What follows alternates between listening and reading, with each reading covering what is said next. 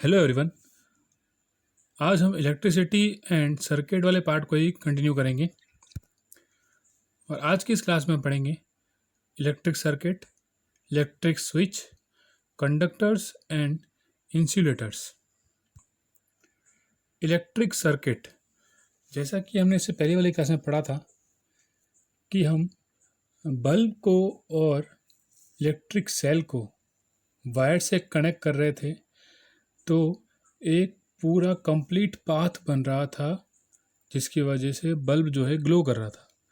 तो उसी पाथ को, उसी कंप्लीट पाथ को हम बोलते हैं इलेक्ट्रिक सर्किट, जिसमें इलेक्ट्रिक सेल और इलेक्ट्रिक बल्ब दोनों ही वायर के थ्रू एक दूसरे से कनेक्टेड होंगे और अगर वो एक कंप्लीट क्लोज्ड पाथ बनाते हैं तो वो इलेक्ट्रिक सर्किट होगा। जैसा कि हमने देखा था पहले, करंट जो है वो पॉजिटिव टर्मिनल से नेगेटिव टर्मिनल की तरफ फ्लो करेगा। इलेक्ट्रिक सेल है, बैटरी है, उसमें जो करंट फ्लो करेगा वो positive terminal to negative terminal flow करेगा। अगर कोई बल्ब फ्यूज़ हो जाता है या बल्ब जो है ग्लो नहीं कर रहा है, मतलब उसके अंदर का जो फिलामेंट है वो ब्रेक हो गया है, इस वजह से वो जो कंप्लीट पाथ बनना चाहिए या फिर जो कंप्लीट क्लोज्ड पाथ बनना चाहिए वो बन नहीं रहा है, वो ब्रेक हो चुका है, इस वजह से बल्ब ग्लो नहीं करेगा। जैसा कि आप इस डायग्राम में इस पिक्चर में देख सकते हैं, पॉजिटिव टर्मिनल से करंट निकल रहा है, बल्ब में जा रहा है और फिर वापस नेगेटिव टर्मिनल की तरफ आ रहा है। तो इस पिक्चर में आप देख सकते हैं कि जो करंट जो फ्लो कर रहा है वो positive terminal to negative terminal कर रहा है और इसी वजह से ये बल्ब ग्लो कर रहा है। फिर है इलेक्ट्रिक स्विच। हम पूरे टाइम एक सर्किट को या फिर जो हमने कंप्लीट सर्किट बनाया है उसको वैसा का वैसा नहीं रख सकते, पूरे टाइम बल्ब को ऑन नहीं रख सकते या फिर पूरे टाइम बल्ब को ग्लो होते हुए नहीं रख सकते। इसलिए हम एक स्विच का यूज़ करते हैं जिसकी वजह से हम उस सर्किट को ब्रेक करते हैं या फिर कंप्लीट करते हैं, जिसकी वजह से हम जब चाहे उस बल्ब को ग्लो कर सकते हैं या फिर जब चाहे उस बल्ब को ऑफ कर सकते हैं। इसलिए हम स्विच का यूज़ करते हैं। जैसे कि आप देख सकते हैं नीचे इस पिक्चर में दे रखा है एक सिंपल स्विच। इसका यूज़ करते हैं हम इलेक्ट्रिक सर्किट को बनाने में और ब्रेक करने में। स्विच ऑन करेंगे, अगर ये स्विच की जो पोजीशन है वो ऑन पोजीशन है तो हमारा जो कंप्लीट जो सर्किट है वो कंप्लीट हो जाएगा और बल्ब ग्लो करेगा। अगर स्विच ऑफ पोजीशन में है तो हमारा सर्किट क्या हो जाएगा, ब्रेक होगा और बल्ब ग्लो नहीं करेगा क्योंकि करंट आगे पास ही नहीं हो रहा है, सर्किट ब्रेक हो चुका है।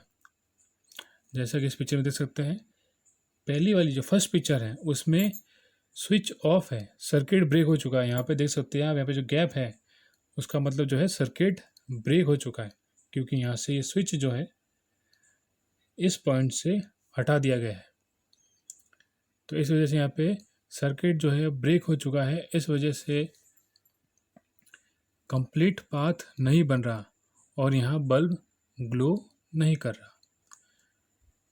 वैसे ही सेकंड पिक्चर में देखे हुए तो यहाँ पर ये स्विच जो है कनेक्ट हो गया है और यहाँ पर ये क्लोज्ड पाथ, कंप्लीट पाथ बन रहा है, तो यहाँ पर करंट फ्लो करेगा और बल्ब भी ग्लो करेगा।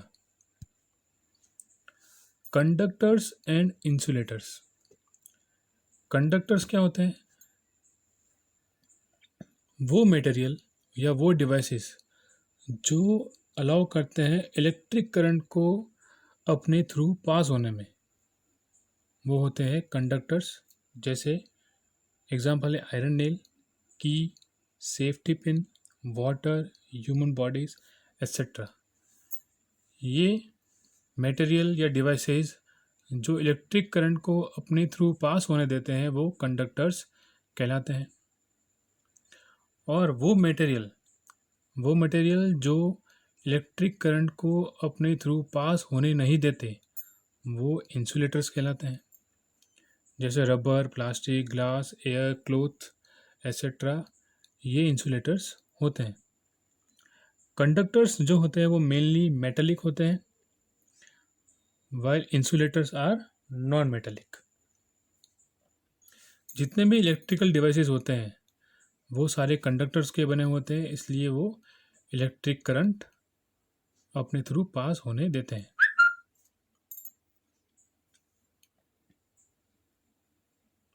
और इंसुलेटर्स उन कंडक्टर्स पे एक तरह कवर होता है जो करंट को उनके ऊपर पास होने नहीं देता, जिसकी वजह से अगर कोई ह्यूमन बॉडी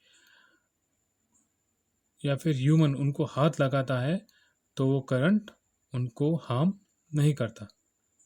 इसलिए इंसुलेटर जो है वो कंडक्टर के ऊपर एक तरह की कवरिंग के लिए यूज़ किए जाते हैं। वो जैसे प्लास्टिक, वुड, एल्यूमिनियम, जैसे कॉपर वायर के ऊपर रबर की कवरिंग जो होती है वो इंसुलेटर की कवरिंग होती है।